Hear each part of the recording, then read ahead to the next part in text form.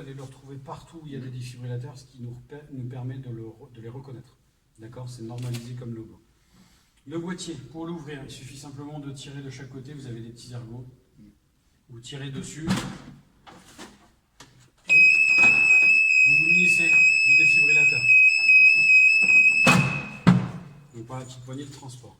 L'alarme qui vient de sonner, elle ne s'actionne que lorsqu'on ouvre le boîtier et elle ne s'éteint que lorsqu'on le referme. Deux utilités à la sonnerie, à l'alarme. La première, si quelqu'un vient chercher le défibrillateur, c'est qu'il en a besoin, il se passe quelque chose. Donc, d'un naturel curieux ou curieuse, on va se rendre sur les lieux où il se passe quelque chose pour aller aider un coup de main. Dès qu'il y a une alarme quelque part, on va forcément, par curiosité, aller voir ce qui se passe. Deuxième utilité, bon, on est dans un établissement avec des lycéens. Si jamais quelqu'un ouvre, les professeurs vont entendre qu'est-ce qui se passe, ils vont voir. Non, s'il te plaît, il n'y en a pas besoin, personne ne fait de malaise cardiaque, donc tu refermes le boîtier, c'est pas un jeu. Voilà, point barre. D'accord? C'est vraiment, il faut insister, c'est pas un jeu, donc on ne l'ouvre pas en permanence. Vous avez dessus une petite diode blanche. Là, si jamais il n'y a pas de lumière, ça permet de très loin de repérer le boîtier. D'accord? Si jamais dans la panique on n'allume pas la lumière ou autre, on va pouvoir repérer le boîtier rapidement. D'accord? Voilà pour le boîtier. On va passer de l'autre côté, on va avoir un petit peu de place si ça ne vous dérange pas. Ouais.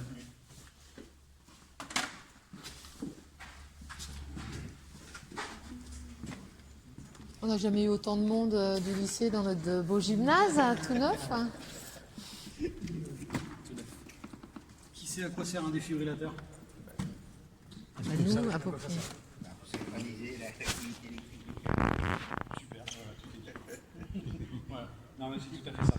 Le cœur, il fonctionne, donc c'est un muscle, il fonctionne avec des impulsions électriques. À chaque fois qu'il y a une impulsion électrique, comme c'est un muscle, il se contracte et en se contractant, il expulse le sang et fait circuler le sang dans le corps. C'est le rythme cardiaque. Il arrive dans à peu près 70 à 80% des arrêts cardiaques que l'activité électrique ne soit pas bonne. C'est ce qui provoque l'arrêt cardiaque en fait.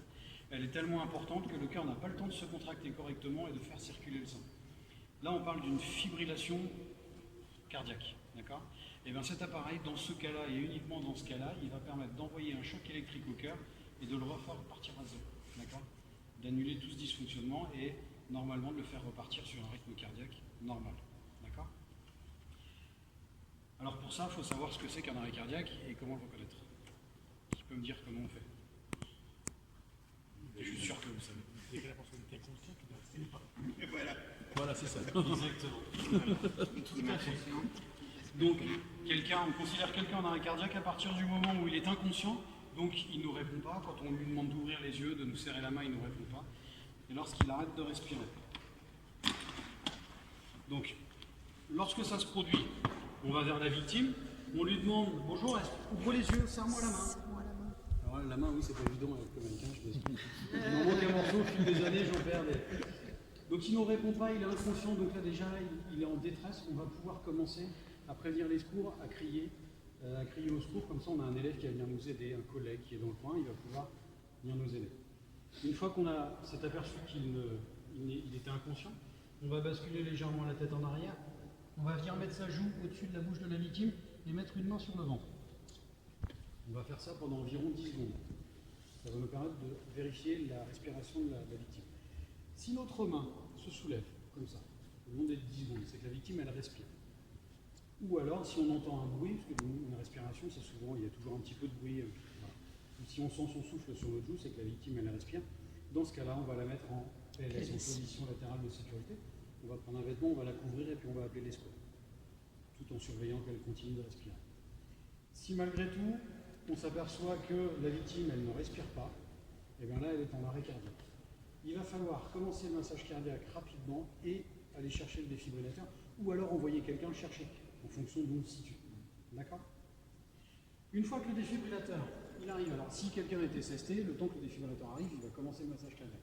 D'accord? Les SST, vous savez faire le massage cardiaque, donc vous allez pouvoir commencer à faire circuler le sang dans le corps le temps que le défibrillateur il arrive. D'accord? Et puis une fois que le défibrillateur il est arrivé, eh bien, il n'y a qu'une seule chose à faire, c'est d'ouvrir et écouter, de faire ce qu'il nous dit. D'accord? Donc le défibrillateur, je vous ai dit tout à l'heure en parlant du boîtier, il y a l'alarme qui sert à nous prévenir si quelqu'un ouvre le boîtier pour faire pour un acte malveillant ou autre. Donc le défibrillateur, là celui-ci c'est le vôtre, on ne va pas s'en servir, d'accord. On va prendre le mien. Vous voyez, c'est l'exacte copie, d'accord. Alors qu'est-ce qu'il y a dans le petit truc rouge là? On va voir ça tout à l'heure. Ça arrive. Qui veut essayer de le mettre en place? Moi je veux bien, mais... Alors, il vous faudra bien insister également auprès de vos élèves, de vos collègues. C'est du matériel grand public. Tout le monde peut s'en servir. Il n'y a aucun risque pour la victime, il n'y a aucun risque pour le sauveteur. À partir du moment où on l'ouvre et qu'on écoute ce qu'il nous dit, il n'y a aucun risque. Et tout le monde peut s'en servir. On n'a pas besoin d'être formé au premier secours ou comme vous, une petite information sur le défibrillateur. C'est du matériel médical, il n'y a absolument pas d'erreur et vous ne prenez aucun risque à vous en servir. Que ce soit le vôtre dans le gymnase, que ce soit celui qui est à l'accueil, celui qui va être à la mairie, dans un stade, peu importe, d'accord. Il ne faut surtout pas hésiter à s'en servir en cas d'arrêt cardiaque. Ça sauve des vies, d'accord. Donc ne vous inquiétez pas, vous écoutez ce qu'il vous dit et vous allez voir, ça va bien se passer. Vous allez voir, c'est vraiment bien fait, vous allez voir.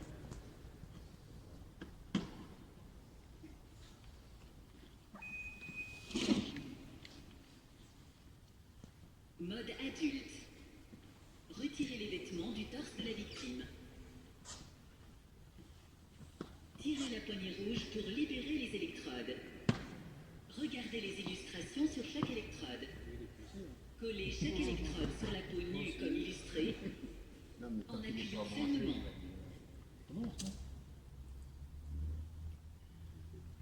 Collez chaque électrode sur la peau nue comme illustré, en appuyant fermement.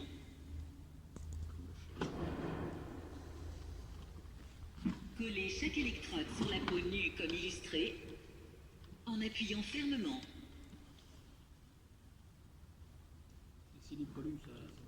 Vérifiez le bon contact des électrodes avec la peau de la victime. Normalement, il faut raser. Vérifiez la connexion des électrodes au défibrillateur. Ne touchez plus la victime. Analyse du rythme cardiaque. Attention, écartez-vous de la victime. Ne touchez plus la victime. Choc imminent. Choc délivré. Lui qui délivre le choc, donc Effectuez un massage cardiaque en vous calant au mieux sur le rythme des pips sonores. Il est électrisé en plus. Le talon d'une de vos mains doit être au centre de la poitrine, l'autre main venant en appui sur la première. Enfoncez la poitrine d'au moins 5 cm. On entend le clic. Il faut mettre les deux genoux, parce que là, normalement, pour faire un massage, voilà. Et le plus près possible du tronc. Bien à la plomb. Placez-vous au-dessus de la victime. Gardez vos bras tendus. Exercez une pression verticale avec votre poids. Voilà, donc là vous avez vu, il ne connaissait pas le défibrillateur, et puis tout simplement il l'a mis en route, il a écouté ce que le défibrillateur lui disait, il l'a fait, bon voilà. Vous avez vu, alors bon, monsieur connaissait déjà le massage cardiaque parce que vous aviez déjà positionné là. Voilà. Mais le défibrillateur, lui, il le dit, je ne sais pas si vous avez fait attention, positionnez le talon d'une de vos mains au centre de la poitrine, positionnez la deuxième main sur la première, voilà. Donc tout est vraiment bien expliqué. Et l'avantage de cet appareil par rapport à d'autres, vous avez un métronome qui vous donne le rythme. Et tout au long du massage cardiaque, il vous donne des indications sur la position des mains. Il va envoyer un coup sur les trucs à un moment donné, si jamais. Voilà. Toutes les 2 minutes, il va relancer une analyse. Il va nous demander d'arrêter, il va refaire une analyse. On va attendre. Enfoncez la poitrine d'au moins 5 cm. Vous voyez, là, il redonne des conseils. On va aller jusqu'aux 2 minutes et puis vous allez voir, il relance une analyse. Et puis on va revenir ensuite sur ce que c'est qu'une analyse. Donc là, il vous donne le rythme, voilà, décompression. En fait. 120 par minute. Là, il est réglé sur 106. Mais effectivement, c'est ça, 100, 120, on est dans une bonne. Il vous reste encore 1 minute. Donc là, il fait une analyse toutes les 2 minutes, il nous prévient qu'il en reste une. Le fait qu'il nous prévienne, ça va permettre à quelqu'un qui est là à côté de se préparer, de se dire bon bah je vais remplacer mon collègue parce que le massage cardiaque c'est dur, c'est long, c'est fatigant. Les secours risquent de mettre quelques minutes à venir, d'accord. Surtout que là en plus on est à l'autre bout de l'ouverture du N'oubliez lycée. pas de comprimer fermement. Tout le lycée à traverser, donc ça va être assez long. Donc les gens, on va pouvoir commencer à se préparer, à se mettre en position et dire bah, je vais prendre le relais juste derrière mon collègue. Il n'y a aucun bouche à bouche. Alors non, alors oui et non, d'accord.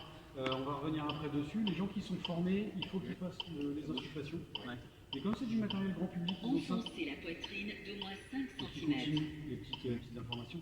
Vu que c'est du matériel grand public, ils ont simplifié au maximum. Donc il n'y a plus d'insufflation. Les insufflations, c'est quelque chose de particulier qu'il faut savoir faire. Sinon, on risque de faire plus de dégâts qu'autre chose en faisant des insufflations. Donc là, il va bientôt nous demander d'arrêter. Arrêtez les compressions thoraciques. Ne touchez plus la victime. Il va relancer son analyse. Analyse du rythme cardiaque. Comme il fait son analyse, c'est pour ça qu'il nous demande de ne pas toucher la victime. On risquerait de fausser l'analyse si on touchait la victime. Choc non conseillé. Reprendre les compressions thoraciques. Voilà, donc là, il n'y a pas eu de choc de délivré. Alors pourquoi? Tout à l'heure, il y en a eu un. Il a envoyé un choc, donc c'est que le cœur il devait être en fibrillation ventriculaire. Il devait y avoir toute cette activité électrique. En envoyant un courant électrique, il a fait un reset du cœur pour que ça redémarre. Toutes les 2 minutes, il vous demande d'arrêter, il refait son analyse. Là, lors de l'analyse, le défibrillateur décide de ne pas envoyer de choc électrique. 2 solutions, soit le cœur il est reparti suite à la première analyse, il est reparti et il bat normalement, ou alors il n'y a plus du tout d'activité électrique au niveau du cœur. Pour nous, ça ne change absolument rien. Il va falloir qu'on continue le massage cardiaque de façon à continuer de comprimer le cœur entre la cage thoracique et la colonne vertébrale. Et à chaque fois qu'on comprime, on fait circuler le cœur. Donc ça, il faut absolument qu'on continue. D'accord? Que le cœur soit reparti ou qu'il soit complètement arrêté. D'accord? Jusqu'à l'arrivée des secours. Alors pourquoi, si le cœur est reparti, on continue de faire le massage cardiaque? Parce qu'un cœur qui s'est arrêté, on n'a toujours pas réglé la cause, je dirais. Donc si on arrête le massage cardiaque, il peut retomber et s'arrêter dans quelques secondes. Donc on continue, on l'aide. On facilite le cœur, on l'assiste à faire la circulation sanguine. D'accord? Je suis les indications. Voilà. Qu'est-ce que je voulais dire?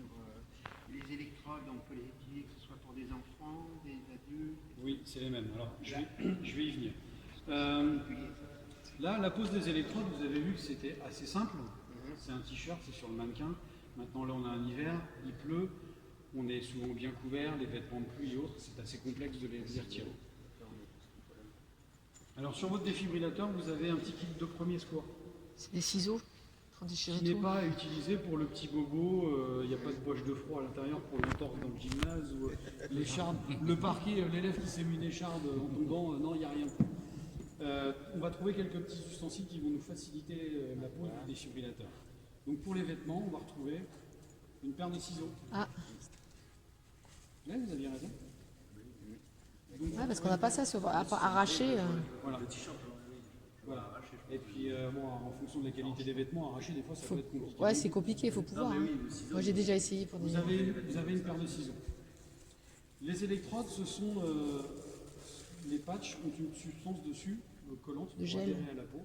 Alors c'est pas vraiment du gel, c'est plus autocollant que du gel. Voilà. C'est un peu comme un pansement. Qu'est-ce qui, d'après vous, pourrait gêner à la pose d'un pansement? Qu'est-ce qui fait qu'un pansement ne tient pas De sur l'eau.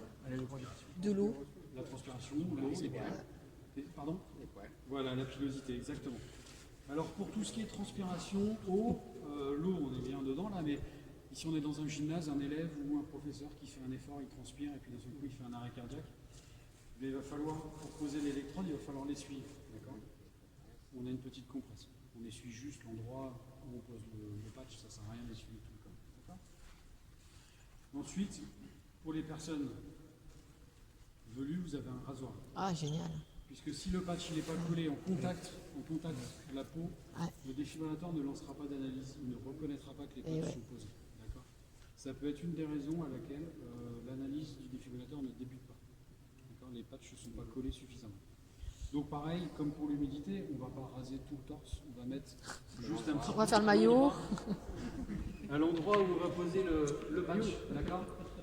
Alors ici, sur le côté, sur le flanc, c'est un petit peu plus rare. Sur le côté, sur le flanc, c'est un petit peu plus rare, mais normalement vous n'êtes pas embêté. Voilà. Si jamais vous êtes, vous, blessé au niveau des mains, ou si la victime en tombant, elle s'est fait une plaie sur le thorax, pour éviter le contact avec le sang, vous avez une petite paire de gants pour vous protéger les mains. Même sans ça, on va le mettre. Voilà. Alors, après, j'ai envie de vous dire, si la victime, il n'y a pas de plaie, si vous n'avez pas de plaie sur les mains, il n'y a aucun risque. Vous n'avez pas... Vous allez perdre 15-20 secondes à essayer d'enfiler le gant. Pendant ce temps-là, c'est 15-20 secondes où vous ne faites pas de massage cardiaque et vous ne faites pas circuler le sang. D'accord? Donc les gants, si vous n'êtes pas blessé, si la victime n'est pas blessée, s'il n'y a pas de liquide biologique tel que du sang, c'est pas une. L'idéal, c'est que tu as deux, et puis l'un qui prépare le truc, et l'autre qui va. Oui, c'est pour ça tout à l'heure, quand je vous parlais de l'alarme, ça permet aussi d'aller aider et puis. L'idéal, c'est de la deux, parce qu'il y en a un qui appelle les secours, on s'arrête. Et alors pour les personnes qui sont formées, un petit masque pour faire les insufflations. Voilà. Donc uniquement pour les gens qui sont formés. De toute façon, celui qui ne connaît pas, il ne va pas deviner à quoi ça sert. Et puis à aucun moment le défibrillateur, puisque c'est un défibrillateur grand public pour les gens qui sont formés ou non, et surtout pour les gens qui ne sont pas formés, à aucun moment il n'indique de faire des insufflations. Ça, il y a quelques années, les premiers défibrillateurs, ils indiquaient de faire des insufflations, sauf que c'était pas bien fait, c'était pas fait. Et des fois, ça créait plus de dégâts. Souvent, c'était mal fait et on avait des C'est pas forcément le pour privilégier le matériel. Donc, voilà la petite pochette à quoi elle sert. Alors après, sur le défibrillateur en lui-même, vous avez très certainement entendu tout à l'heure, lorsqu'on l'allume, la première chose qu'il dit, c'est mode adulte. Donc, s'il annonce mode adulte, c'est qu'il y a un mode enfant. Exactement. Alors, pour un enfant, c'est quel âge? Bah, ça dépend de sa taille. C'est de C'est- 1 à 8 ans. Oui, normalement, oui, mais ça dépend de sa taille. Parce qu'on peut avoir des enfants qui sont relativement grands et puis Alors, si on veut parler purement C'est- texte secourisme à un c'est enfant, 8 ans jusqu'à c'est de 8 ans. 1 an à la puberté. Ouais. Voilà. La puberté, chez les hommes, chez les femmes, ça peut varier. Il ne faut pas se focaliser là-dessus. Le plus important, c'est que si jamais vous arrivez sur une victime, vous vous posez la question, est-ce que c'est un enfant, est-ce que c'est un adulte, je ne sais pas, j'hésite. Eh bien, vous considérez que c'est un adulte. D'accord? Voilà. C'est que le gabarit est suffisamment important pour vous poser la question, donc vous considérez que c'est un adulte. D'accord? Si en revanche c'est un enfant, parce qu'il y a une famille qui vient, vous faites une porte ouverte, une réunion sportive ou autre, lorsque vous l'ouvrez, Mode vous adulte. avez ce petit bouton Mode enfant. ici, D'accord. vous voyez, Ah, il faut que ça soit nous qui le mettions. pour basculer en mode enfant. D'accord? C'est le seul bouton que vous avez à utiliser, les autres ne fonctionnent pas. Juste en aparté, ici c'est pour changer la langue, mais il est verrouillé. Ici c'est l'allumage et l'extinction du défibrillateur, mais il ne se fait que par ouverture et fermeture du capot. D'accord? Il n'y a pas un bouton pour répéter les instructions. Non. C'est ça que ça a dit. Non, les premières instructions vont vite, effectivement, mais ça ne passera pas à l'analyse tant que les patchs n'ont pas été collés. D'accord? Ça se comprend. Après, il y a les schémas. Mode adulte. Donc vous passez en mode Mode enfant, enfant. et puis après, il va vous demander d'enlever les vêtements de la victime, de tirer sur la poignée rouge, D'accord. et de coller les électrodes. Alors effectivement, il y a un petit changement. Voilà, vous voyez que sur les enfants, vous en mettez un dans le dos et un sur le torse. D'accord? Ouais. Vous voyez? Alors, pourquoi cette différence? Bébé, ça, c'est un petit enfant. Ouais, on va dire qu'il a 1 an, 1 an et demi. Mais ça peut faire pour le bébé. Oui.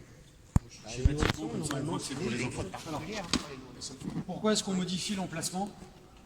On a parlé tout à l'heure de fibrillation, donc il faut absolument que le courant électrique passe par le cœur. En fonction du gabarit de la victime. Si j'ai un tout petit gabarit et que je place mes patchs comme ça, je ne suis pas sûr qu'entre mes mains, le courant passe et atteigne le cœur. D'accord? Il peut très bien passer en superficie et ne pas atteindre, ou que le choc électrique ne soit pas entièrement passé par le corps. D'accord? Voilà. Donc en fait, en mettant un devant et un derrière, entre mes deux électrodes représentées par mes mains, je suis sûr d'avoir le cœur. D'accord? Voilà. Vous allez me dire, pourquoi à ce moment-là on ne fait pas pour l'adulte? Un devant, un derrière. Pourquoi? Tout simplement par rapport au gabarit de la victime. Un homme, par exemple, ça va être compliqué de le retourner, d'aller le mettre sur le côté, d'aller coller le patch derrière, ça va être compliqué. D'accord? Et on risque de perdre beaucoup de temps en plus avec les vêtements, beaucoup plus que chez un enfant. C'est pour ça que chez l'adulte, on en met un ici et un sur le flanc le plus bas possible. Et là, entre les deux, si on tire une diagonale, je suis sûr de trouver le cœur. D'accord? Voilà. Donc c'est la seule différence que vous avez. Voilà. Après, au niveau enfant ou adulte, c'est le défibrillateur qui calcule la force du choc électrique en fonction de l'impédance, donc de la résistance que le courant va traverser, donc en fonction du gabarit. On aura là, tout le monde aura un choc de puissance différente. En fait, c'est 8 canalistes. D'accord. Il enregistre tout ce qu'on fait? Non, pas celui-là. Il n'enregistre pas. Il y a quasiment plus de défibrillateurs. Les premiers, excusez-moi, les premiers ont enregistré les voix. Il n'y a pas eu beaucoup de modèles. Ils se sont aperçus qu'il n'y avait aucun intérêt. Il y avait plus de bêtises et de sottises dites d'enregistrer que donc ils ont arrêté.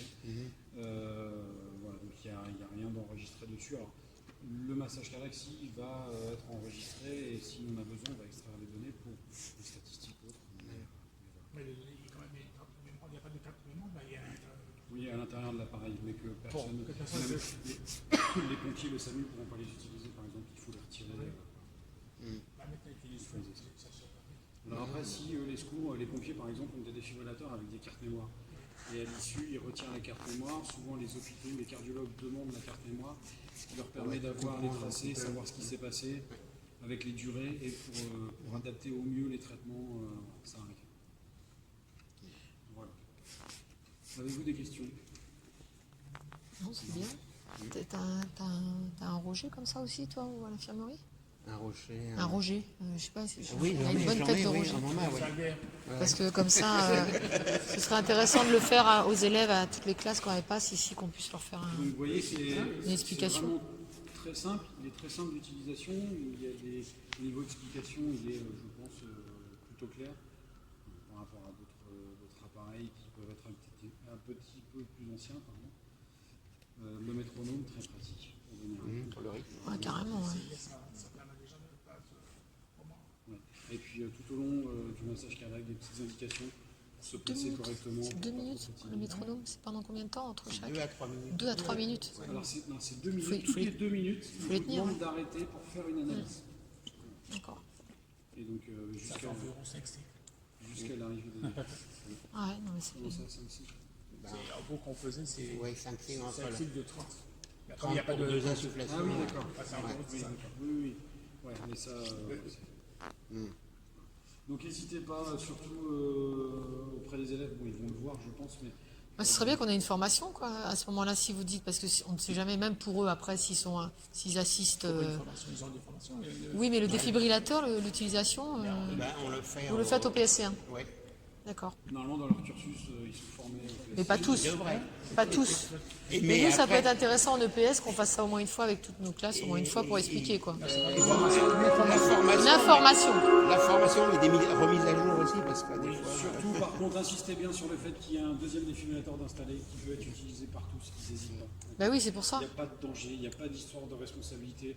On entend encore trop souvent des gens dire moi je veux pas y toucher, je veux pas être responsable. Si Ah, c'est ça, ça fait peur. Ça fait peur aux gens. Il faut pas, au contraire, vous pourrez être responsable de ne pas l'avoir utilisé parce que si vous faites un peu de charge, il y a absolument aucun risque. Moi, je pense que ça, ça, on peut le faire l'information avec nos classes. En plus, là, Après, je ne sais pas si le lycée fonctionne avec un système comme Pronote ou Si. un vrai souci, il y a Pronote aussi. Bon, bah, peut-être qu'un petit message sur Pronote, comme ça touche l'ensemble des élèves et puis des. non, mais nous, on les a dans nos classes. Autant faire passer 10 minutes en début de cours pour leur dire, pour leur expliquer déjà l'arrivée du défibrillateur, dédramatiser un peu la situation par rapport au fait que s'ils assistent à ça ailleurs aussi, hein, c'est pas seulement ici. Hein, donc, Savoir qu'il y en a un. en plus, voilà, donc ça nous, on va les avoir. Et ce qu'il faut expliquer, c'est qu'un défibrillateur, le principe de base, le principe de fonctionnement, c'est tout le temps le même. D'accord? Que vous preniez les deux vôtres, qui sont deux appareils différents, le principe de base reste le même. Pareil pour celui que vous allez avoir au musée, à la piscine. Ouais, c'est pour ça. Le principe de base reste le même. Et on Voilà. n'en jamais. Moi, je prends exemple, les voitures, par exemple. Les voitures, la base d'une voiture, c'est quoi? C'est un châssis, 4 roues, un volant, un moteur. Et après, vous avez différents modèles, différentes couleurs, différents. Voilà. Et bien, les défibrillateurs, c'est pareil. Le principe de base est le même, mais après, vous avez différents modèles, différentes couleurs, mais l'action du secours est toujours la même, et c'est toujours expliqué par des messages dans le défibrillateur. Ouais, donc c'est pour ça que ce serait bien qu'on fasse ça. Poser ça aux collègues. Voilà, messieurs, dames, je ne sais pas si Merci beaucoup. c'était clair. Ah, très.